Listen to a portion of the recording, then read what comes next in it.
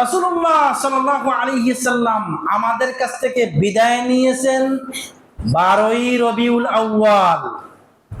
রাসূল সাল্লাল্লাহু আলাইহি ওয়াসাল্লামের ওয়াফাতের দিন, মৃত্যুর দিন, আল্লাহ রাসূলের মৃত্যুর দিন হচ্ছে গিয়ে 12ই রবিউল আউয়াল। রাসূল সাল্লাল্লাহু আলাইহি ওয়াসাল্লামের জন্মদিন নয়।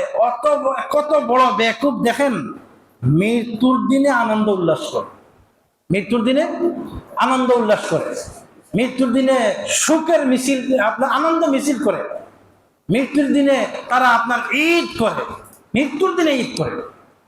সেজন্য এই বিষয়টাও একেবারে পরিষ্কার রাখবেন। আল্লাহ রাসূলের মৃত্যুর দিন হচ্ছে গিয়ে 12ই রবিউল আউয়াল। যদিও একটু মতামত রয়েছে, কিন্তু বিশুদ্ধ মত হচ্ছে গিয়ে আল্লাহ রাসূলের মৃত্যুর দিন 12ই রবিউল আউয়াল। 12ই রবিউল আউয়াল জন্মদিন নয়। দ্বিতীয় বিষয়, তৃতীয় বিষয় হচ্ছে গিয়ে এই 12ই রবিউল আউয়ালকে কেন্দ্র করে আমাদের দেশে যেই সমস্ত বেদাত করা হয়, এই বেদাত এখন 12ই রবিউল আউয়ালে সীমাবদ্ধ নয়। রাসূল সাল্লাল্লাহু আলাইহি সাল্লামের জন্মদিনে যে মিলাদ পড়ে, এই মিলাদ এখন আপনার বাড়িতে সীমাবদ্ধ নয়, দোকানঘর উদ্বোধন দেওয়াতে চলে গেছে।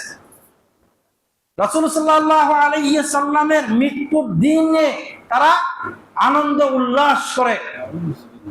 রাসূল সাল্লাল্লাহু আলাইহি সাল্লামের জন্মদিন কবে সাহাবায়ে কেরিম জানেন না, আবু বকর জানেন, ওমর রাদিয়াল্লাহু তাআলা আনহু বলেছিলেন, আলী রাদিয়াল্লাহু তাআলা আনহু বলেছেন, খাদিজা রাদিয়াল্লাহু তাআলা আনহা বলেছিলেন। কোন সাহাবী বলেন নাই যে আল্লাহ রাসূল এত তারিখ জন্ম নিয়েছে, কেউ বলেন নাই। এত বড় পণ্ডিত হলেন আপনি, নিজে থেকে মানিয়ে নিলেন 12ই রবিউল আউয়াল। আরব দেশের মানুষ জানে না, আরব দেশের যারা আরব দেশে আছেন আপনারা জানেন 12ই রবিউল আউয়াল যে শুধু বাংলাদেশে পালন হয়, এটা কিন্তু আরব দেশে হয় না।